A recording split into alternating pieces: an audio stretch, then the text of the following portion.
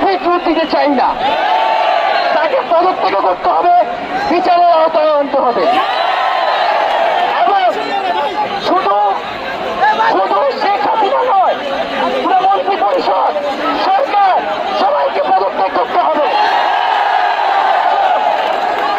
এবং এই যে রেজিম, এই যে ফ্যাসিবাদী শাসন ব্যবস্থা, এটাকে বিলোপ করতে হবে।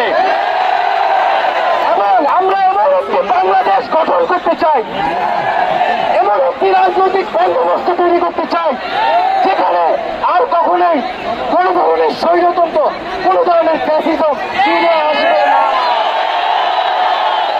আমরা সেই এক দফার উদ্দেশ্যে আমাদের এক দফাটি হলো শেখ হাসিনা সহ এই সরকারের পতন এবং ফ্যাসিবাদের বিলোপ।